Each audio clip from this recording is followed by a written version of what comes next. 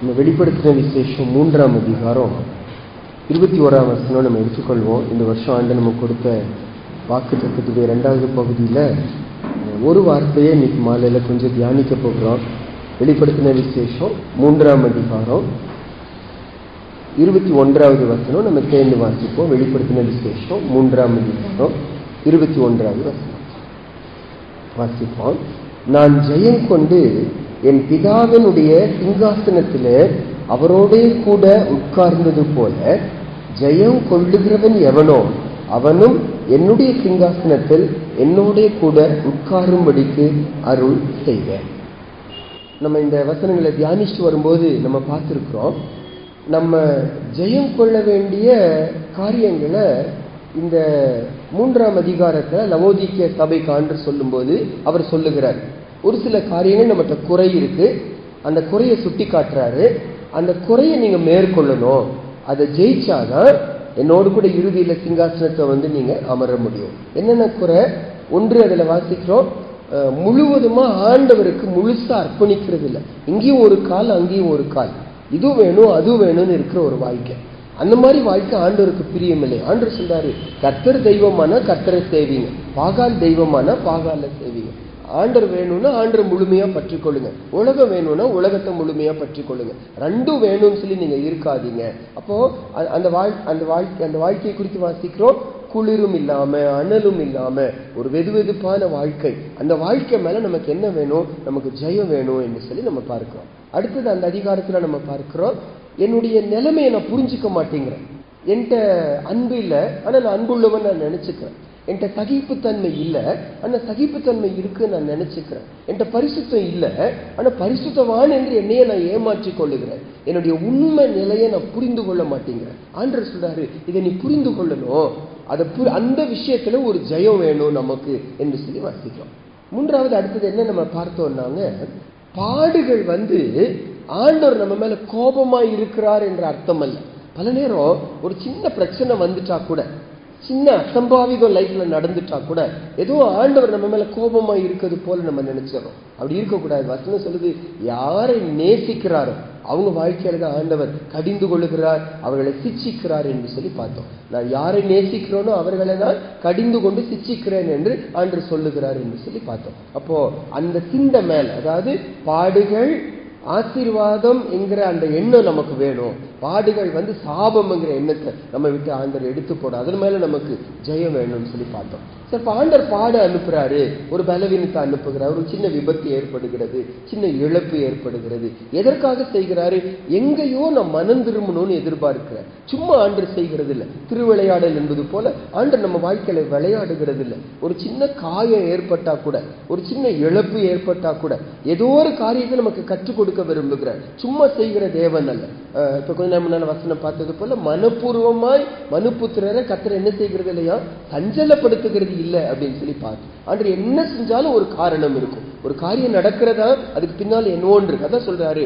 இந்த விஷயத்துல அதை அசால்ட்டா எடுத்துக்கொள்ளக்கூடாது. இது ஒரு கோயின்சிடன்ஸ், ஏதோ நடைமுறையில் அப்படி நடக்குது, எல்லாருக்கும் நடக்குது இல்லை. நமக்கு ஏதோ ஒரு காரணத்தோடு ஆண்டவர் செய்கிறார். அந்த விஷயத்துல நமக்கு ஜெயம் தேவையா? ஒரு காரியம் நடக்கிறதா ஏனென்று கேட்டு ஜாக்கிரதையாய் நம்ம மனம் திரும்பணும். அந்த விஷயத்துல நமக்கு ஜெயம் வேணும் என்று சொல்லி பார்த்தோம். கடைசியா நம்ம பார்த்தோம், அதாவது ஆண்டவரோடு இருக்க ஒரு உறவு, ஆண்டவருக்கு உள்ள விட மாட்டேங்கிறோம். ஒரு சில பகுதிகளில் ஆண்டவரை பார்த்து, நீங்க வெளியே நில்லுங்க, உள்ள வராதீங்க, இந்த விஷயத்துல நான் நினைச்சதுதான் நடக்கணும், ஏன் விருப்பம் தான் நடக்கணும்னு சொல்லி ஆண்டவரை வெளியே நிக்க வைக்கிறோம். ஏசுப்பா சொல்றாரு, இந்த விஷயத்துல ஜெயம் தேவை. ஆண்டவருக்கு முழு உரிமையை லைஃப்ல கொடுக்கணும். எல்லா பகுதிகளிலும் ஆண்டவருக்கு அனுமதி கொடுக்கணும். ஆண்டவர் சொல்ல, நான் கதவை தட்டிட்டே இருக்கிறேன், என்ன நீங்க உள்ள விட மாட்டேங்கிற, அந்த காரியத்தின் மேல உங்களுக்கு ஜெயம் தேவைன்னு சொல்லி பார்க்கணும். இன்றைக்கு நம்ம என்ன பார்க்க போறோம்னாங்க, மற்ற பகுதிகளில ஒரு தேவ பிள்ளை ஜெயம் கொள்ள வேண்டிய ஒரு சில காரியங்கள் உண்டு. அதெல்லாம் என்னன்னு சொல்லி இன்னைக்கு நம்ம பார்க்க போகிறோம். முதல் வசனமாங்க, யோவான் 8ஆம் அதிகாரம்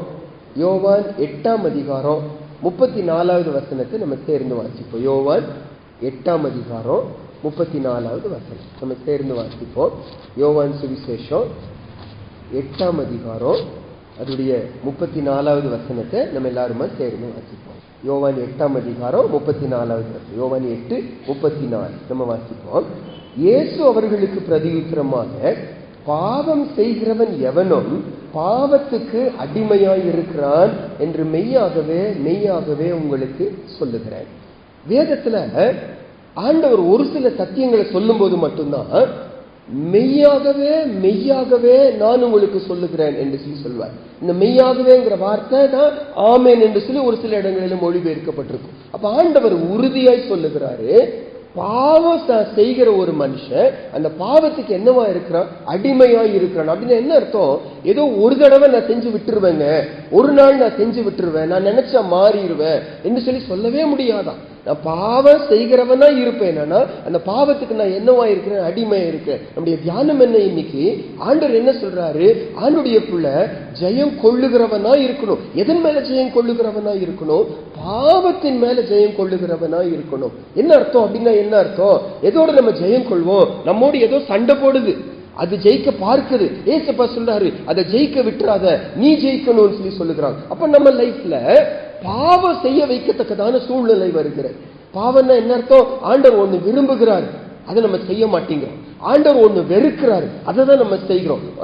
acts of commission, acts of omission என்று சொல்லுவாங்க. செய்யக்கூடாததை நம்ம செய்கிறோம், செய்ய வேண்டியதை செய்ய மாட்டேங்கிறோம். யார் செய்யக்கூடாது சொல்றாரு? ஆண்டவர் செய்யக்கூடாதது சொல்லுகிறார், நம்ம அதை செய்கிறோம். அது பாவம்.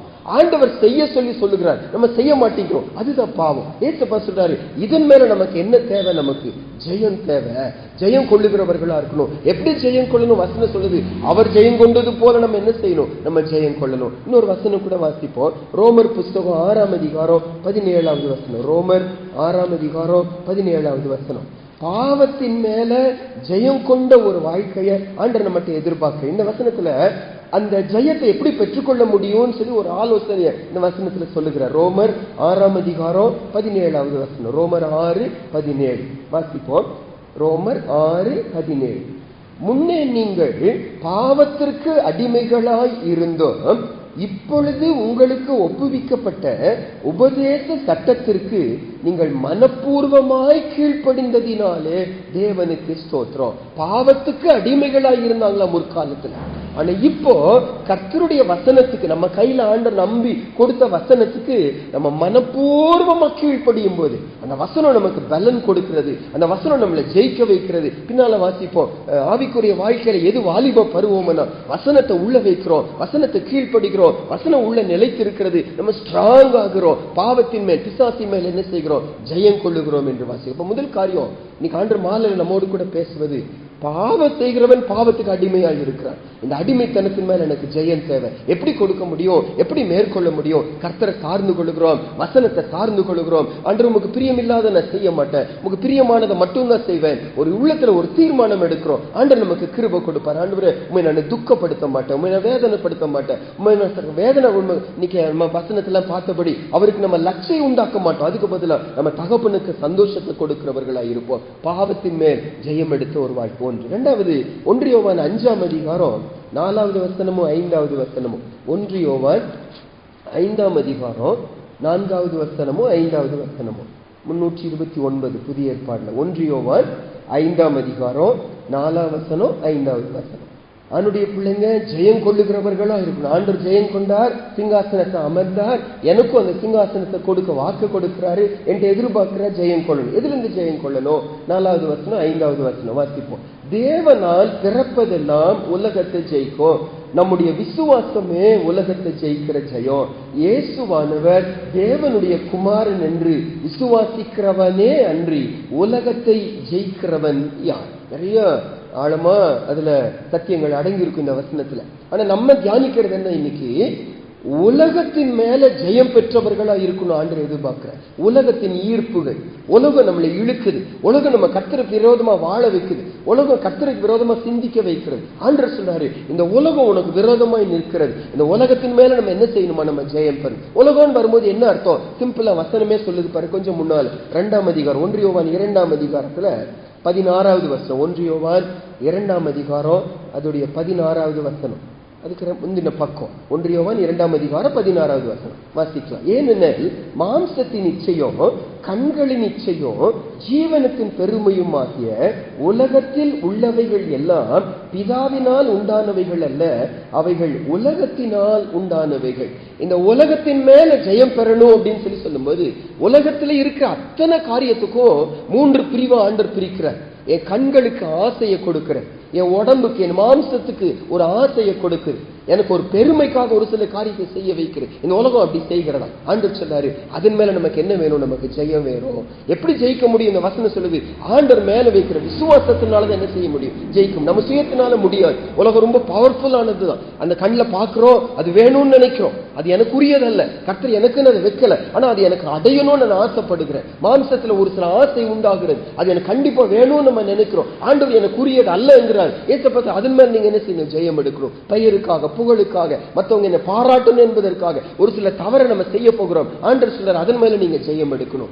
உலகத்தின் மேல ஆண்டுடைய பிள்ளை ஜெயம் எடுத்தவனா இருக்கணும். கலாத்தியர் 6:14 வாசிக்கிறோம், இயேசுவோடு கூட ஒரு உறவில் நம்ம வரும்போது அந்த உலகத்துக்கு நம்ம சிலுவையில் அறையப்பட்டவர்களா இருக்கிறோமா?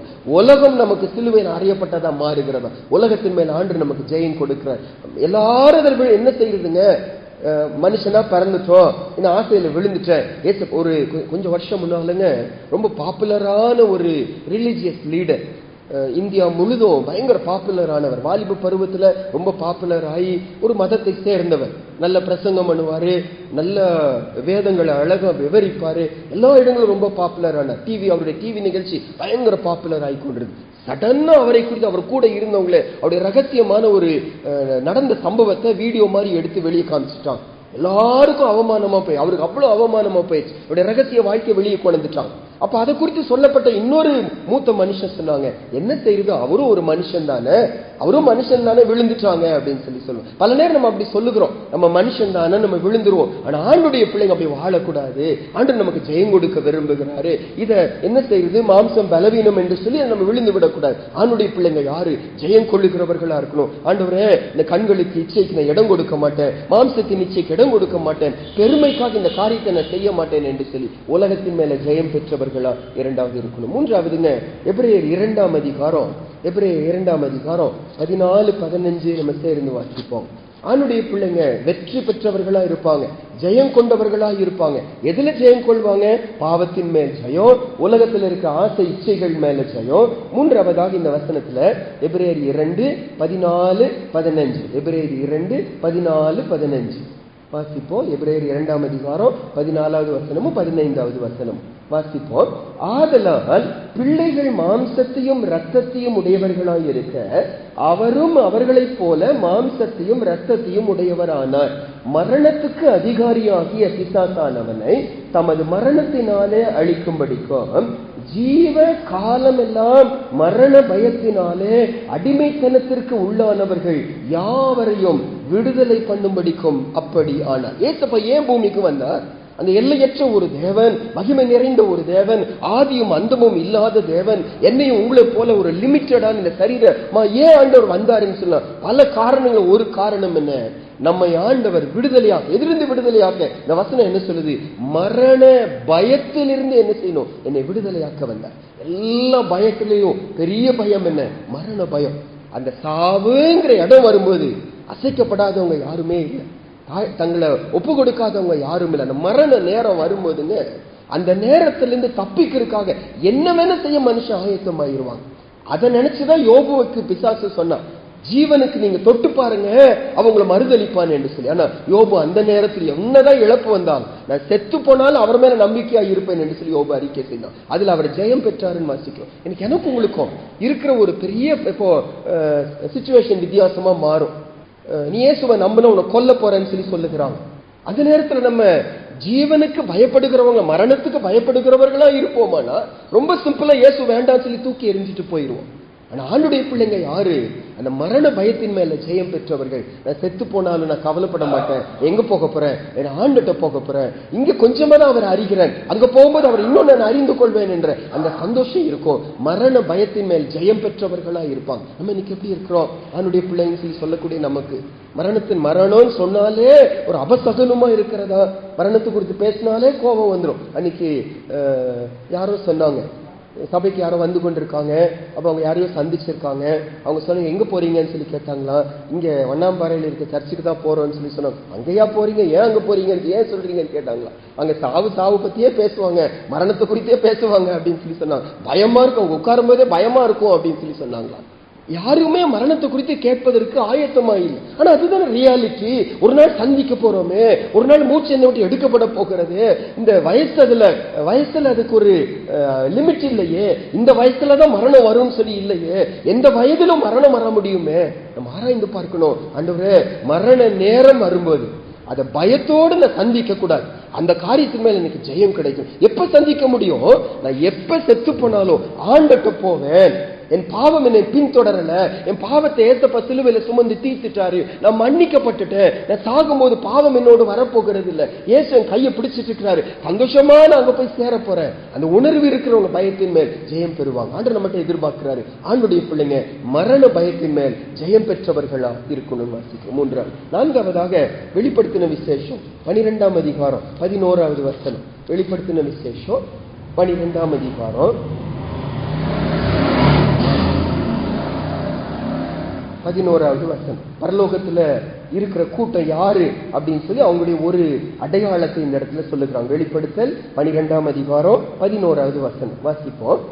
மரணம் நேரிடுகிறதா இருந்தாலும் அதற்கு தப்பும்படி தங்கள் ஜீவனையும் பாராமல் ஆட்டுக்குட்டியின் இரத்தத்தினாலும் தங்கள் சாட்சியின் வசனத்தினாலும் அவனை ஜெயித்தார்கள். யாரை ஜெயித்தார்கள்? மேல 9ஆம் வசனம் 10ஆம் வசனத்துல வாசிக்கும் போது உலகம் அனைத்தும் மோசம் போக்குகிற சாத்தான் என்று சொல்லி நம்ம பார்க்கிறோம்.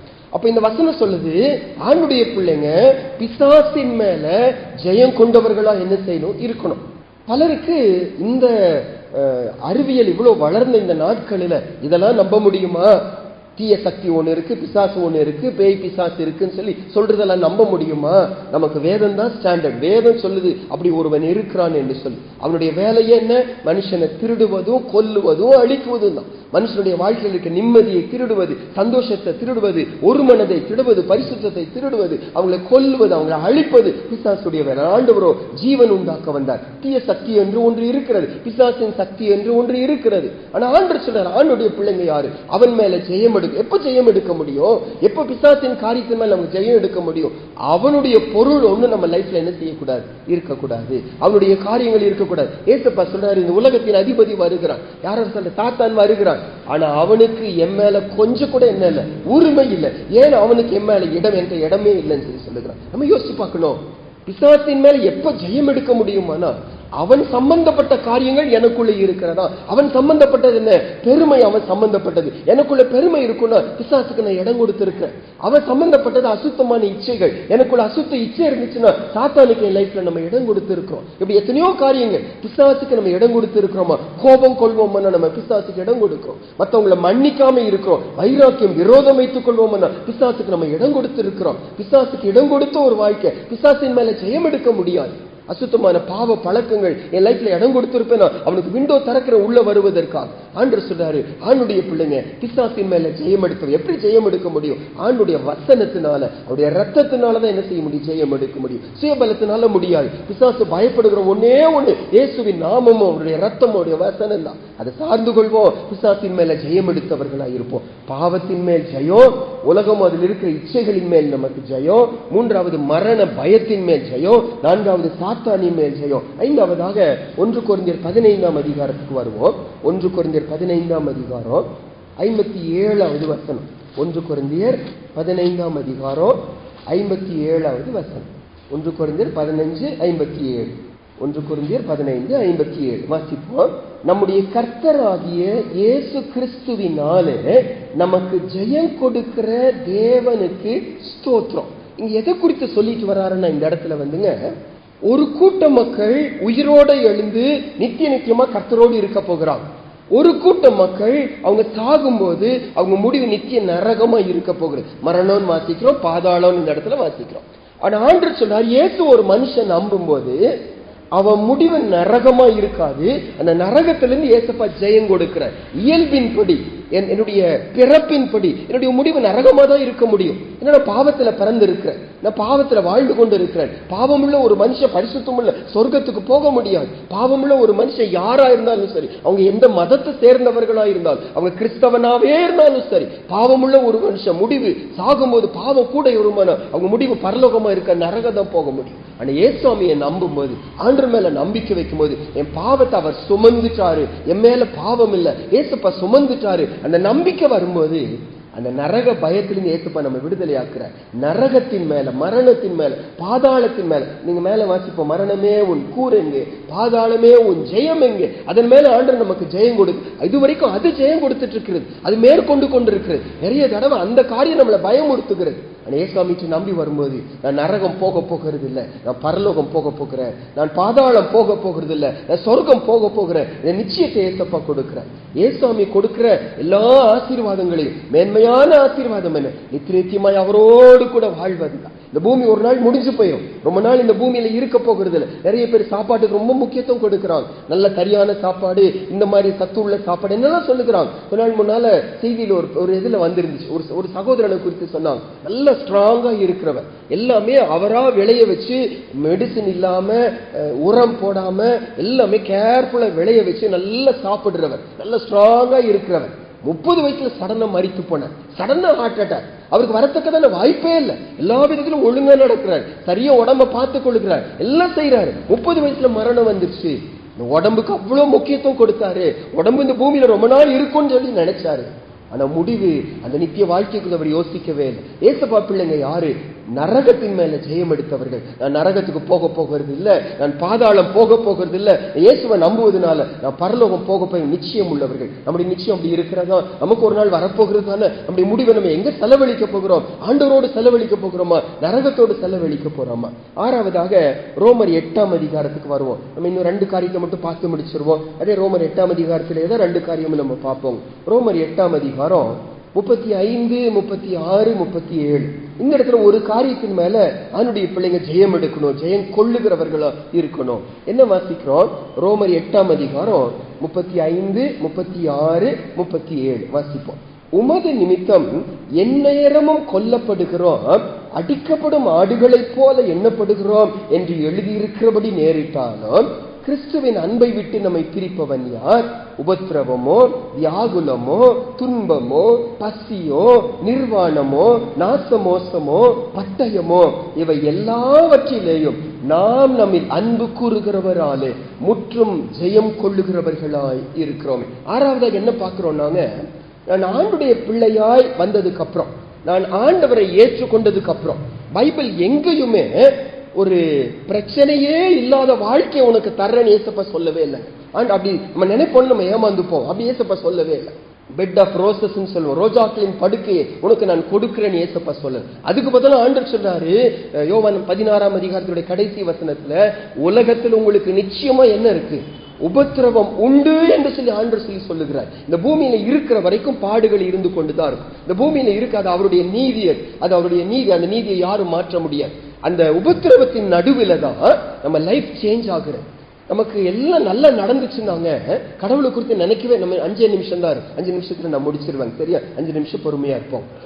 இந்த உலகத்துல இருக்கிற வரைக்கும் நமக்கு பாடுகள் இருக்கிறது. இந்த உலகத்துல இருக்க வரைக்கும் உபத்திரவம் இருக்கிறது. ஏதோ ஒரு விதத்துல எனக்கு பாடுகள். ஆண்டவர் அதை நல்லதுக்காக தான் செய்கிற, தீமைக்காக செய்கிறதே இல்லை. நம்ம கஷ்டப்படுத்தி சந்தோஷப்படுகிற ஒரு கடவுள் இல்லை. அந்த பாடுகளுக்குள்ள கொண்டு போறாருன்னா, அந்த பாடு எனக்கு தாழ்மையை கற்றுக் கொடுக்கிறது. அந்த பாடு மற்றவங்களுடைய உணர்வுகளை புரிய வைக்கிறது. அந்த பாடு நம்ம எவ்வளவு பலவீனம் உள்ளவர்கள் என்று புரிய வைக்கிறது. அந்த பாடு நம்ம சத்தியத்தின் வழியை விட்டு தூரம் போனதை நமக்கு புரிய வைக்கிறது. பாடுகள் நடுவில் போகிற ஒரு மனுஷன் யோசிச்சு பார்ப்பாங்க. அவசரமான வாழ்க்கை வாழுகிறவர்கள் உபத்திரம் வரும்போது, பாடுகள் வரும்போது நாங்க உண்மை நிலைமை யோசிச்சு பார்க்கறாங்க. நம்ம எங்க போக போறோம் யோசிக்கிறாங்க. லைஃப் சேஞ்ச் ஆக ஆரம்பிக்கிறது. அப்ப வசனம் இந்த இடத்துல என்ன சொல்லுது? நம்ம லைஃப்ல பாடுகள் வரும், உபத்திரவம் இருக்கும். ஆனா அதன் மேல நம்ம என்ன செய்யணும்? ஜெயம் கொள்ளணும். யோவான் 16:33 ஏசப்பா சொல்றாரு, நான் உலகத்தை ஜெயித்தேன், ஆகையால் நீங்க திடம் கொள்ளுங்க. இந்த ஆண்டவர் மேல விசுவாசம் வைக்கும் போதுங்க, பாடுகள் நடுவுல கூட நம்மால என்ன செய்ய முடியும்? கர்த்தரை ஸ்தோத்திரம் பண்ண முடியும். நாங்க போன வாரங்களில யோபு புஸ்தகத்தை தியானிச்சுட்டு வரும்போது, அதுல ஒரு வசனம் வாசிச்சோம். நம்முடைய ஜெபம் ஏன் கேட்கப்படுகிறது இல்ல? நெருக்கப்படுகிற நேரங்களில, பாடுகள் நடுவில் நம்முடைய ஜெபம் ஏன் கேட்கப்படுகிறது இல்லைங்கிற ஒரு கேள்விக்கு ஒரு சில பதில நம்ம பார்த்துட்டு வந்தோம். அதுல ஒரு பதில் என்னன்னா, ஆண்டவர் ராக்காலத்திலும் என்னை பாட வைக்கிற ஒரு தேவனா. ஆண்டவர் யாரு? எனக்கு ராக்காலம் வராதுன்னு சொல்ல. ராக்காலம் என்ன? பாடுகள் இருக்கிற காலம். பாடுகள் வராதுன்னு சொல்லல. ஆனா ஆண்டுடைய பிள்ளை பாடுகள் நடுவுல கூட அவரை துதிச்சு பாடுவாங்களாம். அது உங்களை வேதனைப்படுத்தாத, அது உங்களை துக்கப்படுத்தாத, அது நடுவில் அவங்க சந்தோஷமா இருப்பாங்க. எனக்கு புரிந்து கொள்ள முடியல, எனக்கு நல்லதுன்னு கடவுளை அனுமதிச்சார் என்று சொல்லி பாடுகள் நடுவிலும் ஆண்டவருக்கு நன்றி சொல்வாங்க, ஆண்டவரை ஸ்தோத்திரம் பண்ணுவாங்க. எல்லாம் நல்லா நடக்கும்போது எல்லாரும் நன்றி சொல்வாங்க. ஆண்டுடைய பிள்ளைங்க மட்டும்தான் பாடுகள் நடுவில் கூட, ஆண்டவரே எனக்கு புரிந்து கொள்ள முடியல, ஏன் இந்த இழப்பு, ஏன் இந்த தாமதம், ஏன் இந்த அவமானம், எனக்கு புரிந்து கொள்ள முடியல, ஆனா நீங்க நல்லதுதான் செய்வீங்க, என்ன பாட வைங்கய்யா, இந்த நடுவில் சோர்ந்து போய் உட்கார வைக்காதீங்க, சந்தோஷமா துதிக்க வைங்க. பாடுகள் மேல ஜெயம் பெற்ற ஒரு வாழ்க்கை. கடைசியா நம்ம வாசிச்ச வசனங்களிலையும் பார்த்திருப்போம். 38, 39 வாசிச்சு முடிச்சிருவோம். ரோமர் 8ஆம் அதிகாரம் 38, 39 வாசிப்போமாங்க. நம்ம வாசிச்ச அதே பகுதி ரோமர் 8, 38, 39. மரணமானாலும் ஜீவனானாலும் தேவதூதர்கள் ஆனாலும் அதிகாரங்கள் ஆனாலும் வல்லமைகள் ஆனாலும் நிகழ்காரியங்கள் ஆனாலும் வருங்காரியங்கள் ஆனாலும் உயர்வானாலும் தாழ்வானாலும் வேற எந்த சிருஷ்டியானாலும் நம்முடைய கர்த்தராகிய கிறிஸ்து இயேசுவில் உள்ள தேவனுடைய அன்பை விட்டு நம்மை பிரிக்க மாட்டாது என்று நிச்சயித்திருக்கிறேன். கடைசியாங்க மேலையும் பார்த்தோம், கிறிஸ்துவின் அன்பை விட்டு நம்ம பிரிப்பவன் யார்? கடைசியா எதன் மேல நமக்கு ஜெயம் வரணும்னாங்க, ஆண்டவருடைய அன்பை சந்தேகப்படுகிற மாதிரி சூழ்நிலைகள் வருமா, அல்லது இன்னொரு பகுதியில ஆண்டவரை நேசிக்க முடியாத மாதிரி சூழ்நிலைகள் வருமா? அதன் மேல நம்ம என்ன செய்யணும்? நம்ம ஜெயம் எடுக்கணும். என்ன சூழ்நிலை வந்தாலும் ஆண்டவர் நம்ம நேசிக்கிறார். அன்பினாலதான் இந்த காரியத்தை சிச்சை வருதா, அன்பினாலதான் செய்க. இழப்பு வருதா, அவர் அன்பினாலதான் செய்கிற. ஒரு நாள் அவர் அன்பை நான் சந்தேகப்படக்கூடாது. பைபிள் சொல்லுது, ஆண்டவர் சிலுவைக்கு போறதுக்கு முன்னால கடைசியா யோவான் 13ஆம் அதிகாரத்துல ஆரம்பத்துல எப்படி அன்பு கூர்ந்தாரோ முடிவு வரையும் அப்படியே சீஷர்களுக்கு அன்பு கூர்ந்தார். எந்த சீஷர் இவரை விட்டுட்டு ஓடி போக போறாங்க, இவரை காட்டி கொடுக்க போறாங்க, இவரை மறுதளிக்க போறாங்க, இவரை அரியன் என்று சபிக்க போகிறாங்க, அந்த சீஷர்கிட்ட போய் ஏசப்பா இறுதி வரைக்கும் அன்பு கூர்ந்தார். ஆண்டு அன்பில குறைச்சல் இருக்கவே இருக்காது. ஆனா ஆண்டுடைய அன்பை சந்தேகப்படுற மாதிரி, ஆண்டு நேசிச்சா ஏன் உங்க வாழ்க்கையில இந்த பலவீனோ, ஆண்டு அன்புக்கு ஏன் இந்த பிரச்சனைன்னு அன்பை சந்தேகப்படுகிற மாதிரி சூழ்நிலை வரும். ஏசப்பா சொல்றாரு, அதன் மேல நீங்க ஜெயம் எடுங்க, அவரை சார்ந்து கொள்வோம், அவருடைய அன்பை விட்டு எதுவுமே என்ன பிரிக்க மாட்டார்.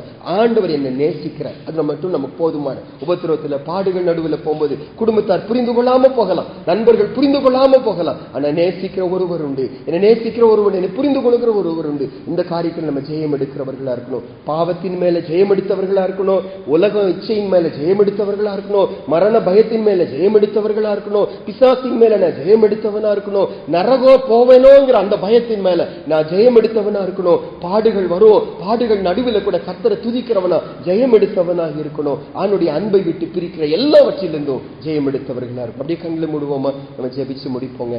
எல்லாரும் கண்ணில் மூடிக்கொள்வோம். ஆண்டு நம்ம நேசிக்கிறாரு, ஆண்டவர் நமக்கு ஜெயத்தை கொடுக்க விரும்புகிறார். அவர் வெற்றி வேந்தர், அவர் வெற்றி பெற்றவர். வெற்றியின் வரும்போது பல நேரம் பூமிக்குரிய காரியத்தை தான் யோசிப்போம். நல்ல பூமியில வெற்றியா இருந்துட்டாங்க, புகழா வாழ்ந்துட்டாங்க நம்ம நினைக்கிறோம். யாரை பார்த்து சொல்வோம், நல்லா சம்பாதிச்சிருக்கிறாங்க, பெரிய பெரிய வீடு கட்டி இருக்கிறாங்க, பிள்ளைங்கள்லாம் நல்ல வசதியா இருக்கிறாங்க, நல்ல சுகமா இருக்கிறாங்க, அவங்கள பார்த்து நம்ம சொல்லுவோம். ஆனா அது எல்லாம் உண்மையானது, அதெல்லாம் நிலைச்சு நிக்க போகிறது இல்லை. அப்பதான் நம்ம பார்த்தோம், அது அநியாயமான திரவியங்கள், அது ஒன்றுக்கும் உதவாது என்று சொல்லி பார்த்தோம். ஆனா ஆவிக்குரிய காரியங்கள் நமக்குள்ள இருக்குமான நம்ம ஜெயம் எடுத்தவர்களா இருப்போம். பாவத்தின் மேல் ஜெயம் இருக்கிறதா நம்ம யோசிச்சு பார்ப்போங்க. இச்சைகளின் மேல் எனக்கு ஜெயம் இருக்கிறதா, என்னை பாவத்துக்கு செய்ய வைக்கிற பிசாசின் மேல நான் ஜெயம் எடுத்தவனா இன்னைக்கு நான் இருக்கிறேனா, இன்னைக்கும் மரண பயம் எனக்கு இருந்துட்டே இருக்கிறதா, நான் செத்து போயிருவேனா, அந்த காரியம் நம்ம பயமுறுத்தி கொண்டே இருக்கிறதா, நம்ம மரிச்சு போனா நம்ம பரலோகம் போவோமா நரகம் போவோமா சந்தேகம் நமக்கு இருக்கிறதா, அதன் மேல நம்ம ஜெயம் எடுத்துட்டோமா, ஏசப்பா நம்புவதனால நான் பரலோகம் தான் போவேங்கிற நிச்சயம் நமக்கு இருக்கிறதா. பாடுகள் உபத்திரவங்கள் என்னை அமுத்திருச்சோ, வேதனைப்படுத்திருச்சோ, கர்த்தரை விட்டு பிரிச்சிருச்சோ, ஆராய்ந்து பார்ப்போம். கிறிஸ்துவின் அன்பை விட்டு எதுவும் என்னை பிரிக்க மாட்டாது. ஒப்பு கொடுத்து ஜெபித்து முடிப்போம். மகா பரிசுத்தம் உள்ள எங்க நல்ல தகப்பனே, ஆண்டு இந்த மாலை வேளைக்காக நன்றி செலுத்துகிறோம். எங்க பக்கமா அனுப்பப்பட்ட இந்த வசனங்களுக்காக நன்றி அப்பா.